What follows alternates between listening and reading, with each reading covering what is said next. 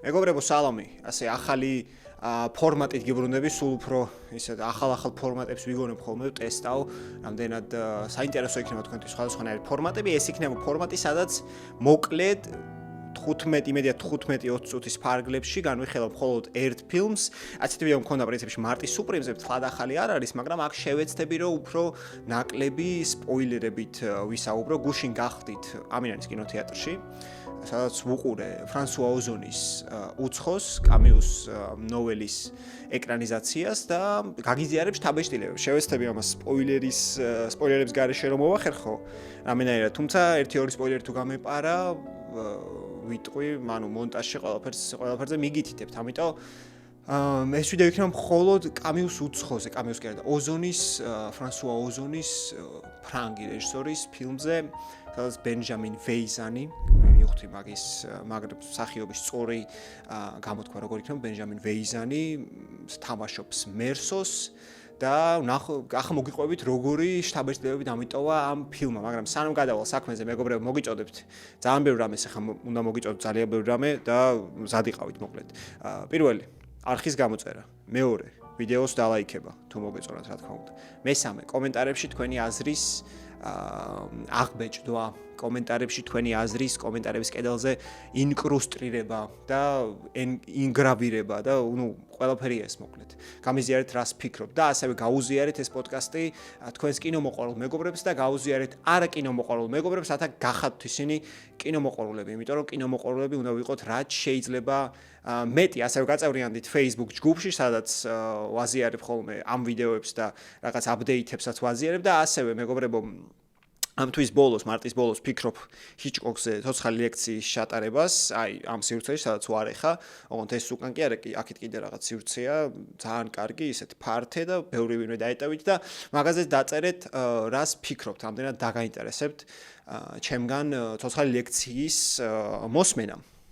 ხო და მოკლედ გადავიდეთ საქმეზე. ფრანსუა ოზონის უცხო ვისაც წიგნი წაკითხული არ გაგვდა, საერთოდ არ გაგიგიათ ეს მოთხრობა, საერთოდ არ გსმენიათ, რაც ძალიან უცნაურია. მოთხრობა რა პრინციპში 100 გვერდზე დიდია და თლად მოთხრობა არ არის, მაგრამ თლად რომანი არ არის. ამიტომ ნოველა ვუწოდოთ. ეს არის ალბერ კამიუს 1040-იანებში დაწერილი წიგნი და ფილმი ზუსტად იგივე სიუჟეტს მოგვიყვება. ეს არის ამბავი 30 წლის მერსოზე, მერსო არის გვარი, მისი სახელი არ ვიცით, რომელსაც პირველივე დასაწყისშივე გავიგებთ, რომ მას გარდაიცვალა დედა, ოღონდ თვითონ არ ახსოვს.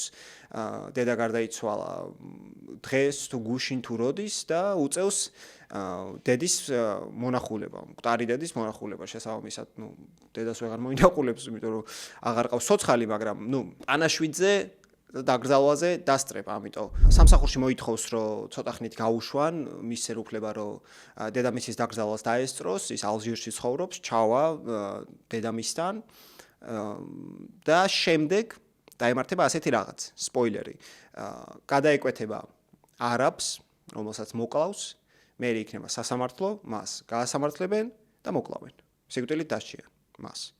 თქვენი იკითხავთ, რა არის ამ სიუჟეტში ასეთ სასწაული და საინტერესო და ამისთვის საჭიროა რომ ცოტა ბექგრაუნდისთვის ასევე ფილოსოფიური ბექგრაუნდს გაგაცნოთ. კამიუ იყო ეგზისტენციალიზმის წარმომადგენელი, ეგზისტენციალიზმი თავის მხრივ იყო მიმდინარეობა ფილოსოფიაში და ზოგადად მე-20 საუკუნის უმნიშვნელოვანესი აზროვნება, რომელიც ასე ვთქვათ, შეისწავლიდა ადამიანის ყოფნას სამყაროში. ყოფნა ზოგადად ძალიან მნიშვნელოვანი თემაა ფილოსოფიაში, ხოლო უშუალოდ ადამიანის ყოფნა, ადამიანის ცხოვრების აზრი, ადამიანის არჩევანი, ადამიანის თავისუფლება, ეს ყველა თემა აქტუალური ხდება აი მე-19 საუკუნის ბოლოს და მე-20 საუკუნის მთლიან მე-20 საუკუნეში პრინციპში. დაიწყო ეს მიმდინარეობა, სახელმწიფოს მიხედვით რომ მივყვეთ, დაიწყო ეს მიმდინარეობა კირკეგორით, შემდეგ დოსტოევსკი, რა თქმა უნდა, ცოტა ნიცშეც ითვლება ეგზისტენციალიზმს შეგვიძლია მივაკუთვნოთ, რა თქმა უნდა. და მერე ჰაიდეგერი, სარტრი და კამიუ. მივედით კამიუმდე. რომელიც მათგან ამ ყველა ეგზისტენციალისტებისგან იმით განსხვავდებოდა, რომ მასთან აქტუალური იყო აბსურდის თემა.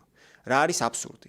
აბსურდი არის ადამიანის რეალობა, ჩვენ არსებულ რეალობაში გარღვევა, გარკვეული დამატებითი განზომილება, დამატებითი არა, გარკვეული განზომილება ჩვენს რეალობაში, რომელსაც ადამიანის გონება, ადამიანის რაციო, მისი რაციონალურობა ვერ აღიქვამს, ვერ შიფრავს. ყველა ეგზისტენციალისტთან ვის ჩამოგითვალეთ პრინციპში სარტრი, ჰაიდეგერი, კირკეგორი მათთან არის რაღაც ისეთი, რაც ექვემდებარება რაციონალურობას, ან ყოველ შემთხვევაში გვაქვს ისეთი რაღაც, რაც ადამიანს გადაარჩენს ცხოვრების ეგზისტენციალური კრიზისისგან. შეგვიძლია ასე ვთქვათ, იმიტომ რომ კირკეგორთან ეს არის რწმენა, ჰაიდეგერთან ეს არის ყოფიერება, როგორც ცალკე არსება, სარტრთან ეს არის ადამიანის რეფლექსიის უნარი, რომ თავისთვის შეიქმნას ღირებულება, გააკეთოს არჩევანი. კამიუსთან ესეთი რაღაც საერთოდ არ გვაქვს. კამიუ თავიდან ბოლომდე არის, აბსურდიზმის ქადაგებელი და საკმაოდ ისეთ პესიმისტური მაგ მხრივ, იმიტომ რომ კამიუსთან აბსურდიზმისგან გამოსავლის ორი ვარიანტი არსებობს მხოლოდ. და ეს ნელ-ნელა მიგვიყვანს სიუჟეტამდე, უცხოს სიუჟეტამდე და როგორ უნდა გავშიფროთ პრინციპში კამიუს უცხო. კამიუსთან გვაქვს ორი გზა, თუ როგორ დავძლიოთ აბსურდი, ცხოვრების აბსურდი. პირველი ეს არის ფილოსოფიური თვითმკვლელობა. რას ნიშნავს ფილოსოფიური თვითმკვლელობა? როცა შენ რაციონალურობა, გონებრიობა შემოგაქვს სამყაროში, რომელშიც საერთოდ არ არის ეს გონებრიობა და ცდილობ ასე ახსნა ყველაფერი, რასაც პრინციპში აკეთებენ დანარჩენ ყველა უმეტესობა, ეგზისტენციალისტები, ვინ ჩამოგითვალეთ ახლა ისინი კამიუს აზრით ფილოსოფიურ თვითმკვლელობას ასრულებენ. და მეორე არის უბრალოდ თვითმკვლელობა, ადამიანის თვითმკვლელობა, სუიციდი. ეს ორი ვარიანტი გვაქვს კამიუსთან, მეტი პრინციპში ვარიანტი არ გვაქვს. ან თვალებს ხუჭავს და ვარდისფერი სათვალეებით ცხოვრობთ, ან თავს ვიკლავთ კამიუსთან. და მერსოს ისტორია ზუსტად ამ ორის დაპირისპირების ისტორია, იმიტომ რომ მერსოსთვის არანაირი ღირებულება არ არსებობს, მას დედა გარდაეცვლება და არ ახსოვს, როდის გარდაიცვალა და ესწრება დედის პანაშვის და დაკრძალვას და მეორე დღეს წავა პლაჟზე გაიცნობს გოგოს, ამ გოგოსთან გააბამს რომანს და ეს გოგო მერე ეკითხება თუ გიყვარვარო და ეს ბიჭი პასუხობს, რომ რა ვიცი, არ ვიცი, არაფერს მნიშვნელობა არ აქვსო, დედის პანაშვიდზე სვამს ყავას, ეწევა სიგარეტს, არ აინტერესებს დიდად არაფერი და ამ ყველაფრის გამო სასამართლოზე მერე, როცა ის არაბს მოკლავს არაფრის გამო. ანუ მივა ამ არაბთან, მისი მეგობრის ცოლის ძმას ექნება პრობლემები არაბებთან, კი არა და მის მეგობარს ექნება პრობლემები არაბებთან, უბრალოდ ამ მეგობარს ცოლი ყავს არაბი და ამის ძმასთან ექნება პრობლემები. მერსო მივა ამასთან ერთად, რაღაც პატარა ჩხუბი იქნება. მერე ეს ყველაფერი დაალაგდება და მერსო მერე მივა იმ არაბთან, ეს არაბი ამოიღებს დანას, თვალებზე მიანათებს, თვალებზე დანიდანარეკლილი მზე მოხვდება თვალში, მზის სხივი და ესვრის მერსო არაბს და ასე მოკლავს. აბსოლუტურად უაზროდ, ხო? და სასამართლოზე საერთოდ არ არის საუბარი იმაზე, რომ ამან არაბი მოკლა, ეგ არავის არ აინტერესებს. ყველას აინტერესებს ის, რომ ეს ადამიანი არაფერ ღირებულს არ აფასებს. ყველაფერი მისთვის სულ ერთია. დედა გარდაიცვალა და ეგრევე მიდის რომანს აბამს ვიღაც ქალთან, დედის პანაშვიდზე სიგარეტს ეწევა, ყავას სვამს და გულგრილი ადამიანია. და ამის გამო ასამართლებენ და ამის გამო დასჯიან სიკვდილით. და არა იმის გამო, რომ არაბი მოკლა. და რას ვხედავთ, ხო აქ? აქ ვხედავთ იმას, რომ ფილოსოფიური სუიციდი უპირისპირდება მერსოს სუიციდს, პირად სუიციდს. ეს ორი სამყარო. სასამართლოში მსდომი ადამიანები, რა თქმა უნდა, ფილოსოფიური თვითმკვლელები არიან და თვითონ მერსო არის უბრალოდ, თვითმკვლელი, კამიუს მიხედვით, იმიტომ რომ ამ აქტს ჩადის, თვითმკვლელობის აქტს. იმით რომ არაბს კლავს და მერე მას გაასამართლებენ და ის თავს მოიკლავს. და დანარჩენი სამყარო სასამართლოში მსდომი ადამიანები ფილოსოფიურად არიან თვითმკვლელები, იმიტომ რომ ამ აბსურდს, ცხოვრების აბსურდს ვერ ხედავენ. ან უარს ამობენ, რომ დაინახონ და აღიარებენ რაღაც მიღმიერ არამატერიალურ ღირებულებებს, რაც ჩვენ ყველა ნორმალური ადამიანები ვინც ვართ, ჯანსაღი, ჩვენც ვხედავთ ამ ღირებულებებს და ჩვენთვისაც აქვს ამას მნიშვნელობა, მაგრამ მერსოსთვის არ აქვს. ეს ისტორიაა მოკლედ და ფრანსუა ოზონის ფილმი ერთ-ერთში მიყვება ამ ამბავს. საერთოდ არ ღალატობს პირველ წყაროს, რაც პრინციპში ვისკონტის ეკრანიზაციაც აკეთებს, მაგრამ განსხვავებით ვისკონტისგან ოზონთან შავ-თეთრია ფილმი. და ფილმი სხვა შორის იწყება ციხის სცენით. იწყება იმით, რომ მერსო ციხეშია და მას ეკითხებენ რა დააშავე და ეს პასუხობს არაბი მოუკალი. და მერე უკვე იწყება მთელი ეს ისტორია, როცა მას მოდის წერილი, სადაც წერია, რომ დედა გარდაიცვალა, ეს უნდა მიდის და მთელი ისტორია იწყება მერე ოზონთან. და ეს თითქოს გიჩენს განცდას, რომ კამიუს სტილი, რაც არის ეს ზედაპირულობა, ჰემინგუეის სტილში, რაღაც ტელეგრაფული ენა, აბსოლუტურად დაუკავშირებელი ღირებულებები, დაუკავშირებელი ვიზუალური სახეები ერთმანეთთან, ხო? სუპერ ზედაპირულობა, ოღონდ ნატიფი ზედაპირულობა და არა ზედაპირულობა სიბრტყელეს არ გულისხმობ. თუმცა რა თქმა უნდა სიბრტყელეს გულისხმობ, მაგრამ ეს საჭიროა, ეს ასეთი სტილია, აბსურდიზმის სტილია, ეგ პირიქით ძალიან დიდი მიღწევაა კამიუსთვის, რომ აი ასეთი გაშალაშინებული და ასეთი სუპერ ბრტყელი და ზედაპირული ტექსტია. იმიტომ რომ არანაირი სიღრმე არ უნდა გქონდეს ამას მერსოსთვის. მთლიანი ისტორიის განმავლობაში თქვენ შეგიძლიათ, მე მეგობარმა მითხრა და პრინციპში სწორად შეამჩნია, რომ ძალიან სნობური ფილმია და ისტორიაც ძალიან სნობურია, იმიტომ რომ არაფერს არ გიხსნის, გონია რომ ყველაფერი შენ უნდა გაიგო წინასწარ და ამას სხვა შორის არის ლოგიკა.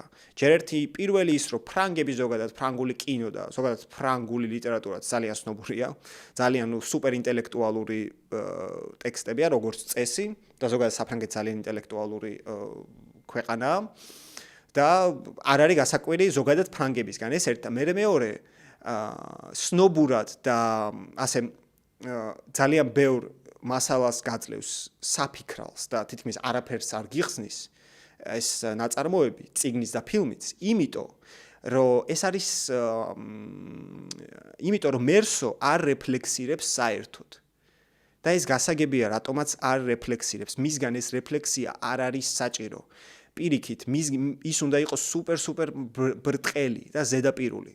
იმიტომ რომ თელ დანარჩენ მასალას გაძლევს შენ პირიქით კარგი ლიტერატურა, ჩემი აზრით. უფრო მეტ მასალას, საფიქრალ მასალას უნდა აძლევდეს მკითხველს და კარგი ფილმის და კარგი ხელოვნების ნიმუშიც. იმიტომ რომ უფრო მეტი დასაღეჭი უნდა გქონდეს შენ, როგორც მაყურებელს, როგორც მკითხველს. ვიდრე არ დასაღეჭი და ვიდრე უფრო მეტი არ უნდა იყოს ახსნილი. ნაწარმოებში ვიდრე ახსნილია და აქ ეგ კარგია. და მართლაც მერსო საერთოდ არ რეფლექსირებს საკუთარ ცხოვრებაზე, საერთოდ არაფერზე, მის ნაკლებად გვაქვს ის აზრები და მის დამოკიდებულება სამყაროს მიმართ. რა თქმა უნდა ცხადია, მაგრამ თვითონ თუ რა განცდა აქვს საკუთარვე დამოკიდებულებაზე და როგორ ადარებს საკუთარ დამოკიდებულებას სხვების ყველა დანარჩენის დამოკიდებულებასთან, ეს არ ჩანს და არც უნდა ჩანდეს პრინციპში. ეგეთი პერსონაჟი, ეგეთი სამყაროა. თქვენ შეგიძლია მოგეჩვენოთ ეს ძალიან ზერელედ. არა და სინამდვილეში მე არ ვარ ხელოვანი და არ ვიცი შემოქმედება არც მწერალიც არ ვარ, რეჟისორიც არ ვარ, მაგრამ ისაც კამიუ აკეთებს და ოზონი პრინციპში იგივე ცდილობს, მაგრამ მე ვფიქრობ, რომ ეგ არ გამოუვიდა. კამიუსთან ეს ზედაპირულობა, ეს ცხოვრების აბსურდის ვერბალიზება, ტექსტის სიბრტყე, რასაც ის აღწევს ამ ნაწარმოებში, ხო? იმას ოზონი ახლოსაც ვერ აღწევს მის ფილმში. პირველი სცენის გამო, სადაც იხსნება, რომ არაბი მოუკალი და მერე დანარჩენი ისტორია, იმიტომ რომ ამით პროტო-სასპენსი შექმნა, რაღაც სასპენსის მაგვარი მექანიზმი, ინსტრუმენტი გამოიყენა ოზონმა, იმიტომ რომ მაგის მერე გაქვს განცდა, რომ აი რა დაემართა მერსოს. აბა ჩაუждე ისტორიას და მივხვდე როგორ მივიდა ის აქამდე. არა და ეს განცდა საერთოდ არ უნდა გქონდეს. პირიქით, ეს ჯაჭვის განცდა, დრამატურგიული სადარბაზოს განცდა არ უნდა გქონდეს კამიუს ნებისმიერ ნაწარმოების კითხვის ნებისმიერი რა განსაკუთრებით უცხოს კითხვის დროს. იმიტომ რომ უცხოში ეგ საერთოდ არ გაქვს. ეგ სიუჟეტური ხაზი გაქვს მართალია, მაგრამ ერთმანეთთან დაკავშირებული ამბები არ არის რა იმდენად მნიშვნელოვანი, რამდენადაც ის დაპირისპირება, რაც აქვს მერსოს და მთლიან დანარჩენ სამყაროს და ის დაბნეულობა, რაც ამ ტექსტში არის, ის აბსურდი, რომელიც არ გამოიხატება სიუჟეტში უფრო მეტად, არამედ გამოიხატება იმ როგორ თქვა, იმ ვერბალურ ტექსტურ ქსოვილში და მაგიტოა ძალიან რთული ეკრანიზაცია მაგიტოა ძალიან რთული და ინტერპრეტაციაც პრინციპში არ გვაქვს, ანუ ვისკონტისაც არ გაუკეთებიერი ინტერპრეტაცია დიდად, ოზონსაც დიდად ინტერპრეტაცია არ დაჭირვებია, არც პირდაპირ გადაიყო, ერთადერთი ის შეცვალა, დასაწყისი, ანუ დასასრულის ერთ-ერთი სცენა გადმოიტანა დასაწყისში და всё, ამით შექმნა უფრო კლასიკური დრამატურგიული სვლა გააკეთა, რომ ამით ინტერესი შექმნა მერსოს ბოლოს მიმართ, მაგრამ მერსოს ფეხებზე კიდია თავისი ბოლო თვითონ, ანუ ცხოვრების ბოლომდე მიუსჯიან და სიკვდილს მკვდება და არ აინტერესებს მე არაფერი რა. არც მანამ მე მკვდარი რა დაინტერესებს, მაგრამ მანამდეც დიდად ცოტა მღოდელთან, ცოტა გამოყივის მასში ეს სიკვდილის შიში, ცოტათი და всё, მეტი არაფერი. ამიტომ თვითონ მერსოს პერსონაჟის ღალატია, მერსოს პერსონაჟის ფილოსოფიის ღალატია ის რაც ოზონმა პირველი სცენით რაც გვაჩვენა, შექმნა ეს ინტერესი მისი დასასრულის. თვითონ მერსოსთვის ხო საერთოდ არანაირი ინტერესი არ აქვს მის დასასრულს და შესაბამისად მაყურებელი მის ფილოსოფიაში ვერ ჩაყვინთავს საკმარისად კარგად. და ამიტომ ვისკონტი რაში დაუშვა ეს მე არ ვთვლი ვისკონტის ცუდი ფილმი აქვს, იმიტომ რომ რაც იყო ის გადაიღო და პრინციპში მე არ ვთვლი რომ კი ესთეტიზაცია მასტროიანი არ იყო ბოლომდე წარმატებული მერსოს როლში, იმიტომ რომ მასტროიანი ზედმეტად მასტროიანიში რთულია, ვერ დაინახო გრძნობა და ვერ დაინახო სენტიმენტები და მასტროიანიმაც ვერ შეძლო მერსოს კანონიკური მერსოს თამაში ვერ შეძლო, იმიტომ რომ როცა უყურებ მარჩელო მასტროიანის შეუძლებელია გული არ აგიჩუხდეს, ხო, ანუ შეუძლებელია მასში მან არ გამოიწვიოს შენში თანაგრძნობა, ემპათია, ვერ დაინახო ეს სიმყიფე რაც ამ პერსონაჟს აქვს და მერსოს უყან თითქოს არაფერი არ არის, მის სახელიც არ ვიცით. ვერც გვესოდინება და აი ბენჟამინ ვეიზანმა ეგ შეძლო ჩემი აზრით. მაგაში მართლაც რომ კარგი ნამუშევარია და საერთოდ ჯამში რომ შევფუთოთ ეს ამბავი ახლა ჩემი საუბარი. ოზონის ფილმს მე დავუწერდი თუ მანდა მაინც ქულებამდე მივალთ 5-დან დავუწერდი 3-ს. რაც ჩემს მეტრიკაში ნიშნავს რომ 3 არის კარგი ფილმი. 3.5 არის კარგი ფილმზე ცოტა მეტი. 4 არის ძალიან კარგი ფილმი, 5 არის შედევრი და არც ძალიან კარგია, არც შედევრია, არც ცოტა მეტია კარგი.